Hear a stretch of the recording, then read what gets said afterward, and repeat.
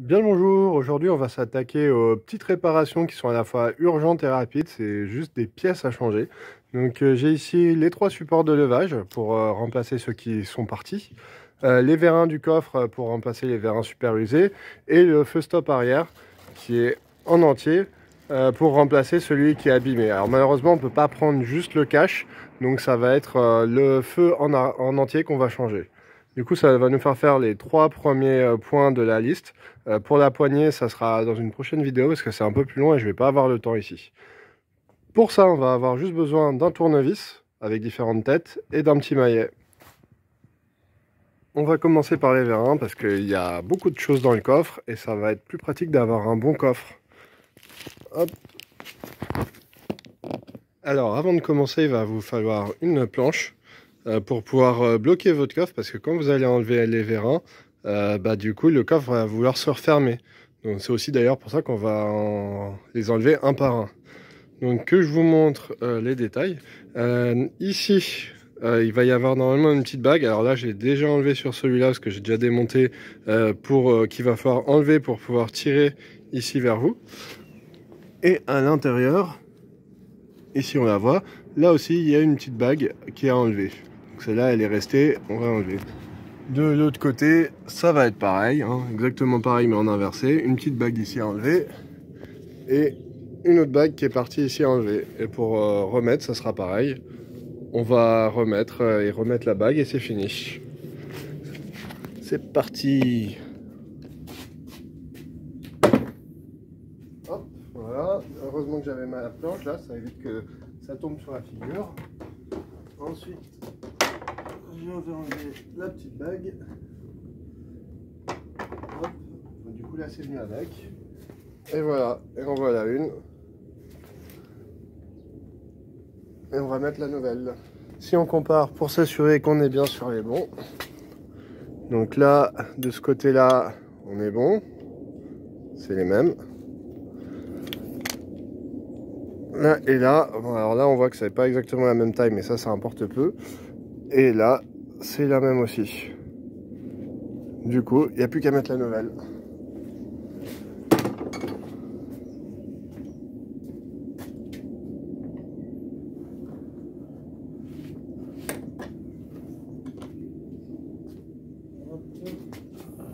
Là c'est bon. Et là c'est bon. Il n'y a même pas eu besoin de toucher aux bagues. Et pareil pour la deuxième. Hop, et une.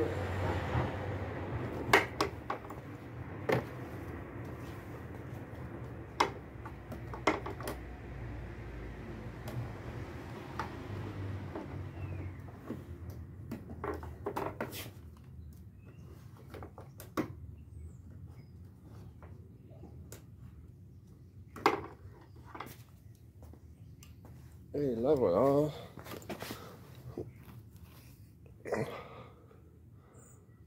Hop, elle est bien usée, hein, ce qui est normal. Je pense qu'elle a jamais été changée. Elle doit avoir 20 ans, ça se voit.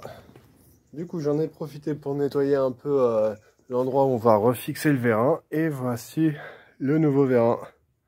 Hop, tout beau, tout propre. Et aucune trace d'usure. Hop, et surtout, ça se voit ici, où là, c'est vraiment tout beau, tout propre, tout neuf, pas de rouille. Et c'est parti. Et voilà, ça se clip tout seul. On vérifie bien, le clip est bien mis ici. Et ici, on soulève un tout petit peu. Et pareil, ça se clipse tout seul. Et voilà, on a changé les deux vérins. Et là, le moment de vérité. On enlève la planche. Ça tient tout seul. On va jusqu'au bout. Ouh, c'est un peu dur. Ça se ferme bien. Et ici, on n'a plus trop de problème. Hop. Ah, c'est beaucoup mieux comme ça. Avant de continuer, petite vérification. Est-ce que le voyant va rester allumé quand on met la voiture en route et qu'on ferme tout?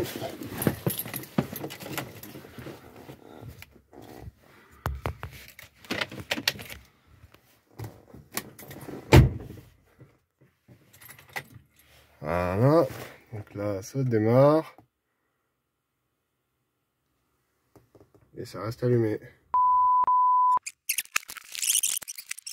Alors là, du coup, les nouveaux vérins sont mis. On voit que ça s'ouvre beaucoup mieux, que ça se ferme mieux. Et par contre, là, allons voir comment ça fait. Du coup, on voit qu'il y a toujours cet écart qui m'inquiète un petit peu. Là, quand on regarde,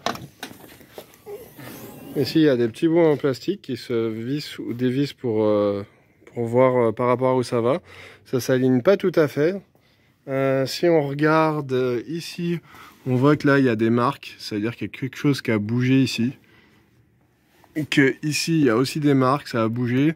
Je suspecte que je vais avoir besoin de régler quelque chose ici parce que ça se ferme toujours pas bien alors que les vérins sont neufs. Vous m'avez vu les installer. Là, c'est censé être fermé. Allons voir si ça fait disparaître le voyant.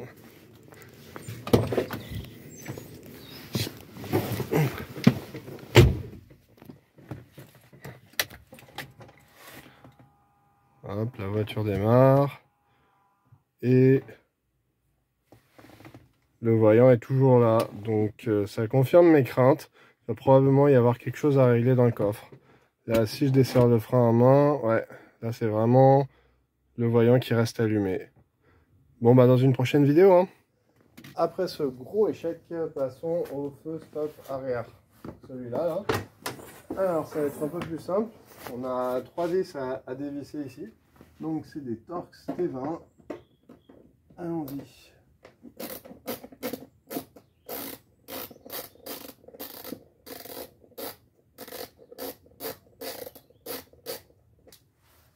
Et de une.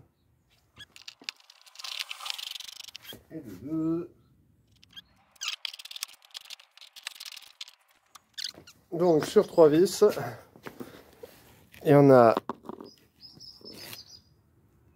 une avec une rondelle, une avec une rondelle et une troisième qui est sans rondelle. Du coup, je vais essayer de trouver une rondelle de remplacement. On peut enlever le feu stop. Il vient tout seul. Fais attention au câble. Et il y a juste à le débrancher ici. Et on va nettoyer au passage. Donc, on a l'ancien avec la réparation de fortune. Ici, c'était branché là. Et on a le nouveau. Alors, par contre, c'est mal foutu parce que ici, c'est une fiche, mais il n'y a aucun détrompeur. On ne sait pas dans quel sens c'est, donc je vais tester les deux côtés. Et là, ça correspond à la fiche ici. Hop. J'ai trouvé des rondelles qui ressemblent, si on compare. Hop, elles sont un peu plus petites, mais ça fera tout à fait l'affaire. Hop, sur une autre vis, c'est quasiment les mêmes. Donc je vais remplacer les trois, ça mange pas de pain. Il reste plus qu'à remettre ces 3 vis et on est bon. Et ça, on n'en a plus besoin. Du coup, quand même, on regarde effectivement et on voit bien de près. Hein. Là, c'est plein de terre qui était rentrée par ici. Et on voit bien ici que là, ça se démonte pas, ce cache là qui est cassé. Donc bon, j'ai eu raison d'en racheter une en entière. Voilà la référence si jamais vous voulez en racheter une. Celle-là date de 2010, visiblement. Avant de remonter, on inspecte l'ancienne pièce. Et on voit ici qu'en fait, il y a un joint. J'ai déjà commencé à l'enlever, qui n'est pas présent sur la nouvelle pièce. Donc on va transférer ce joint sur la nouvelle pièce. Il est un peu abîmé, mais ça, il faudra que ça aille, parce que j'en ai pas d'autres. Alors, j'ai décollé l'ancien joint. Du coup, honnêtement, il n'est pas dans un état super, même vraiment très mauvais. J'aurais bien aimé le changer. Sauf que j'en ai pas de rechange et je sais même pas comment est-ce que je vais trouver ça. Donc il faudra que ça fasse l'affaire, surtout que sur internet, beaucoup de gens disent qu'en fait le joint n'est pas forcément nécessaire. Donc c'est juste une petite sécurité. Je vais le recoller sur le nouveau feu. Voilà, j'ai remonté le joint comme j'ai pu avec de la colle de contact. Ça n'a pas été super simple à enlever ni à remettre à peu près proprement. Est-ce que c'était une bonne idée, une mauvaise idée? Je ne sais pas encore. N'hésitez pas à me le dire dans les commentaires. Mais là, je vais remonter tel quel.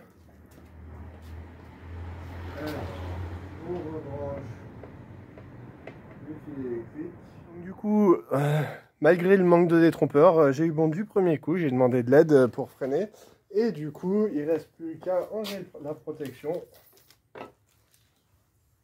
et le remettre à sa place. Et l'étape la plus relou, c'est mettre les vis.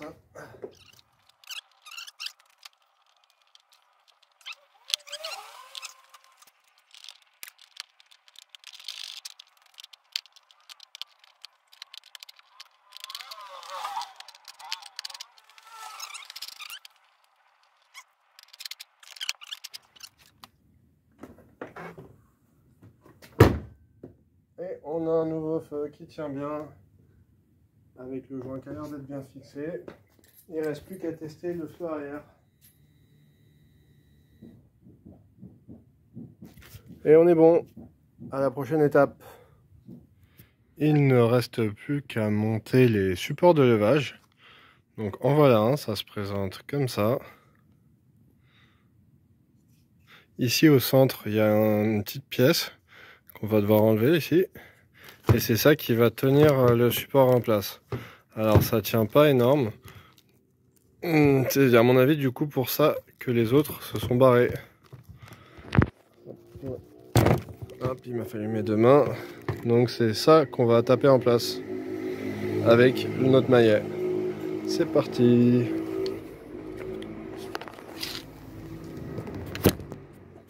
Alors là on n'est vraiment pas sur quelque chose de compliqué. Il suffit de vous allonger par terre. Là j'ai pris un carton, de trouver l'endroit où il y a un petit trou qui fait à peu près cette dimension. Donc là hop, je vais vous le montrer. Il ressemble à ça. Voilà le trou. Ça va aller dedans. J'ai besoin de mes deux mains. Allez, à la main ça va aller mieux. Hop, et ensuite il ne reste plus qu'à mettre ça dedans. Pour mettre bien au fond, je vais prendre une tête, peu importe laquelle. Il faut juste que ça puisse appuyer au fond. Et je vais taper un tout petit peu avec le mallet. Hop, donc on est là. On tapote jusqu'à ce que ce soit bien dedans. Le mallet, ça allait pas du tout. J'ai dû changer pour un vrai marteau. Et là, ça va beaucoup mieux.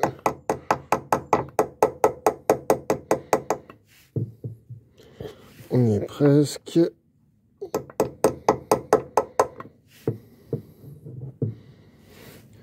Et on va dire que c'est bon. Du coup, si on regarde en dessous, là, c'est mis. Je sais pas si on voit bien la vis, mais c'est bon, ça tient. Et là, on a le support de levage. C'est beaucoup mieux.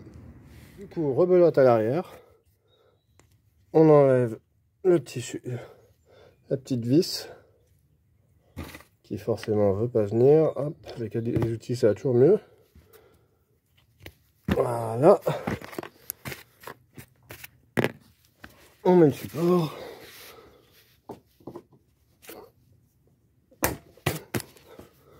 Hop, voilà, faut vraiment l'enfoncer à la main. C'est ce qui va le mieux en fait. Les malais, marteaux et tout, ça va pas super. Et ensuite, on met la vis. Hop. On l'enfonce autant qu'on peut au doigt. Ensuite, un embout au hasard. Un marteau.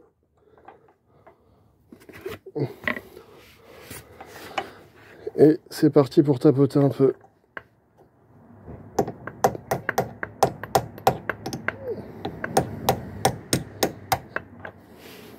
J'ai changé d'embout parce que j'en avais marre de me taper les doigts. Celui-là est un tout petit peu plus rond. Ça va aller beaucoup mieux.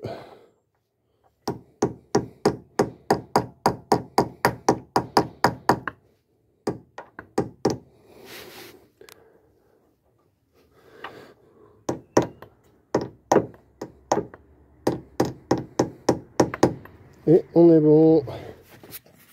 Et le dernier, cette fois je devrais avoir pris le coup de main. Hop, donc, on appuie, il y a un petit clic. On met ça dedans. Hop. Et on tape un peu. Celui-là il est quasiment rentré en entier, donc ça devrait être moins galère de l'enfoncer, mais ça veut aussi dire que j'ai plus de chances de le perdre. On verra d'ici quelques mois s'il faut en recommander un. Et voilà, c'est bon. Et voilà, tout est monté. Du coup, l'étape la plus satisfaisante, on peut barrer. Donc les supports de levage, c'est bon. Les 3 sont montés. Les vérins, c'est bon. Les 2 sont montés. Et le feu stop, c'est bon, c'est monté. Bon, voilà. Du coup, la poignée mal vissée, bah, ça sera pour la prochaine fois. Là, j'ai pas le temps, il commence à faire noir. Mais par contre, je vais quand même le faire très rapidement parce qu'un ami qui a la même voiture a un problème avec sa porte. Lui, c'est carrément la poignée qui marche plus. Et il y a un problème sur la nouvelle pièce. Du coup, je vais regarder en même temps comment c'est fait dans la mienne. J'ai un peu de temps avant qu'il fasse vraiment noir. Et ce problème de coffre qui se ferme pas correctement m'embête beaucoup. Du coup, on va essayer d'ajuster. Là, ce qu'on remarque quand on regarde bien, c'est que là, il y a des traces. Ça a bougé, c'est sûr. Ici, en bas, je vais pas pouvoir le régler, mais ici, il y a clairement un truc à régler. Et ici, ça a aussi bougé un peu. Et d'ailleurs, j'ai du mal à discerner, mais j'ai pas l'impression que ce soit exactement la même chose. Donc, je me demande s'il n'y a pas un moment où il y a eu un choc à l'arrière qui aurait déplacé des choses. Donc là, ça, c'est 2 trucs qu'on peut bouger un petit peu. On a ici ça aussi qu'on peut bouger un peu. On peut le tourner là. Et je vais essayer de régler ça pour que le coffre se ferme correctement. Parce que sinon c'est très embêtant ce voyant qui est tout le temps allumé. Hop. Souhaitez-moi bon courage. Alors là c'est du 40.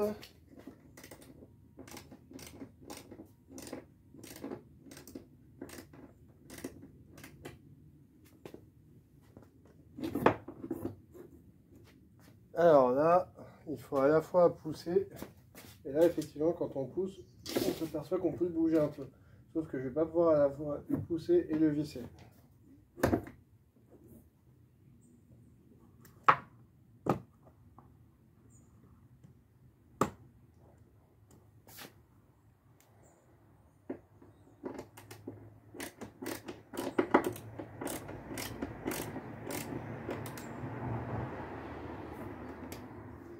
Et voyons voir ce que ça donne comme ça.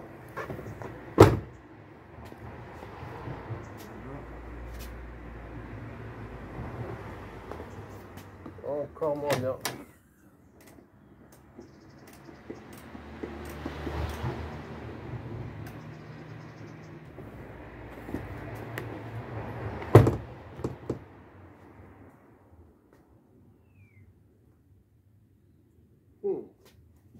Encore moins bien.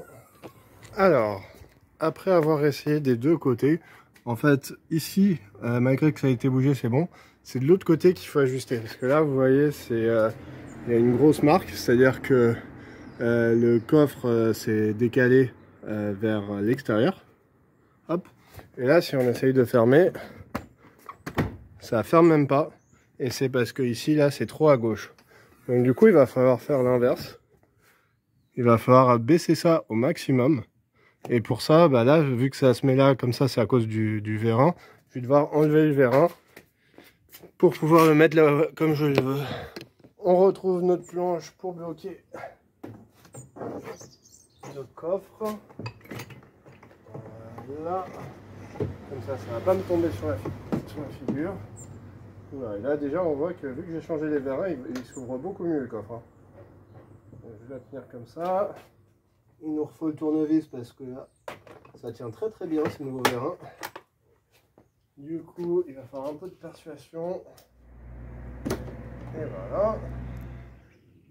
Alors, j'ai finalement trouvé le problème. Du coup, j'ai démonté un vérin pour mieux y voir, mais c'est pas ça le problème. Ici, alors je vais enlever la planche. L'autre vérin tient plutôt pas mal vu qu'il est tout neuf. Ici, quand on regarde au bout, je baisse un peu, ça bouge pas, c'est bien fixé. Et là, quand on regarde au bout et qu'on baisse, il y a tout qui vient ensemble. Alors il y a un rivet là qui est mal fixé et c'est ça qui foire tout. Il va falloir régler ça. Alors, grâce à internet, j'ai une réponse. En fait, c'est la charnière ici qui a tendance à se gripper. Il y a un petit truc qui bouge et qui a tendance à se gripper. Et du coup, ce qui fait que tout se met à bouger. Et du coup, souvent, la solution, c'est de remplacer toute la charnière, que je n'ai pas forcément. Ou sinon, peut-être que je peux essayer d'aller voir ici, sous le toit. Il va falloir enlever un peu ça pour voir s'il n'y a pas un truc à refixer. On va essayer ça. Alors là, si je mets le doigt dedans, effectivement, je sens qu'il y a un truc qu'on peut potentiellement revisser. Donc, là, ce qui va se passer, c'est que je vais devoir enlever tout le coffre, je vais devoir demander de l'aide, et ensuite, quand il n'y aura plus de poids dessus, on va essayer de refixer à l'intérieur. Donc là, on voit bien le problème, c'est qu'ici, là, ça bouge totalement, c'est pas du tout censé bouger, et là, c'est un peu dur. Donc c'est pour ça que ça a dû bouger. C'est parce que en fait là, la charnière elle s'est grippée. Donc on va mettre un petit coup de WD-40 et du coup ça a forcé un peu sur la vis qui a dû se desserrer à l'intérieur. Donc là il faut absolument arriver à desserrer et ensuite on pourra régler ça correctement. Alors je suis à l'intérieur de la voiture, donc avec le coffre démonté.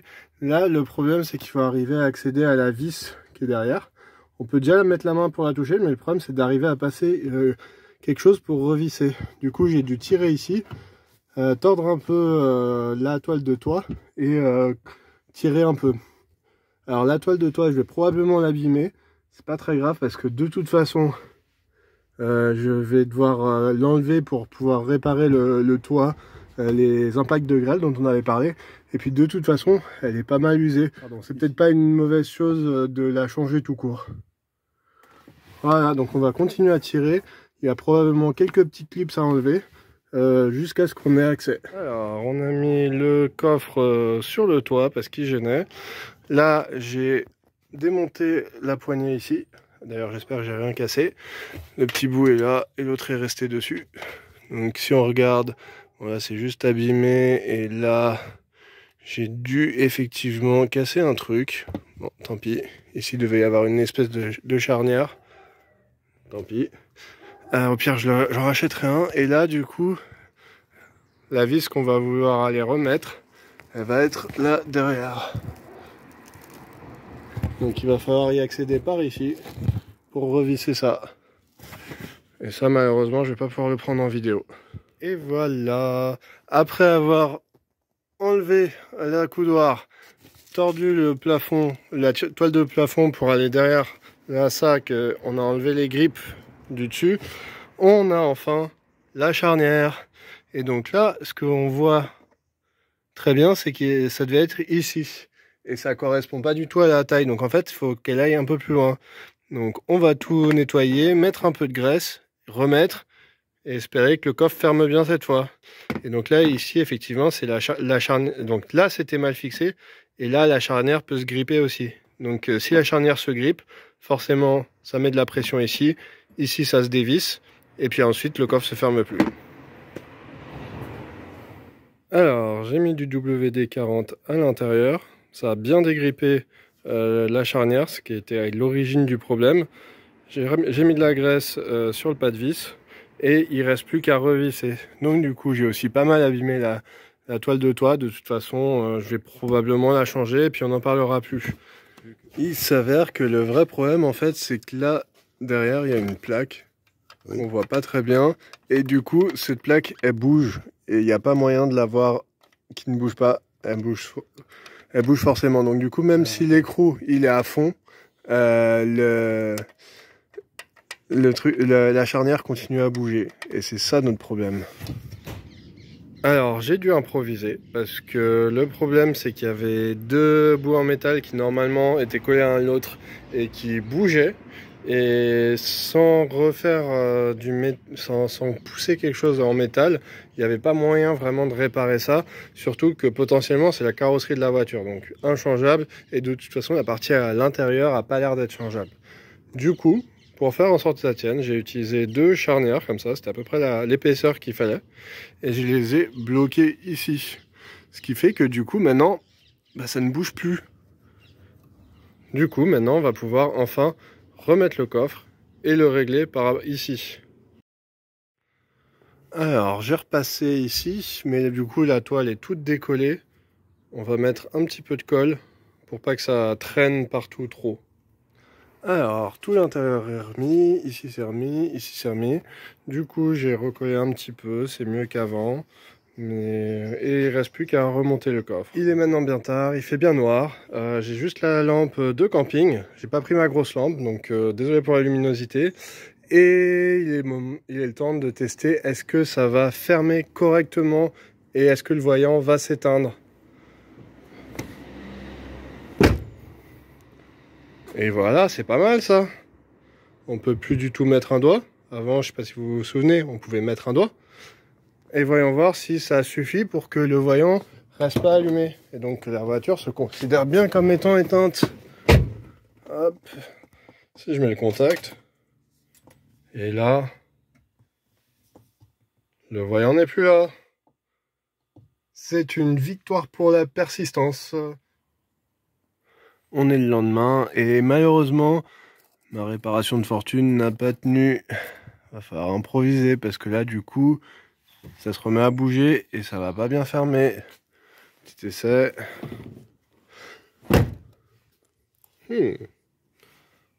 Ça va. Mais ça va pas tenir très longtemps ce truc. Du coup, c'est pas très beau à voir, mais on a mis du mastic. En fait, il y a les deux charnières là qui servent de plaque qui sont derrière. Il y a du mastic dessus pour pas qu'elle bouge. Et cette fois, ça devrait tenir. Si vous avez une idée d'une meilleure solution qui me fasse pas tout redémonter et surtout trouver des pièces que je n'ai pas, n'hésitez pas dans les commentaires. On essaiera de boucher ça après. De toute façon, c'est un endroit qui reste crade dans tous les cas. Hein. Ici, voilà, c'est plein de poussière, donc tant pis. Alors, le mastic est couvert. Là, ça bouge plus du tout. Si on essaye de bouger un peu le coffre, on voit que là, ça se tord plus. Hop. On voit pas la caméra, mais effectivement, ça bouge plus. Et là, ça ferme bien. Vraiment beaucoup mieux qu'avant. Hop, une deuxième fois pour être sûr.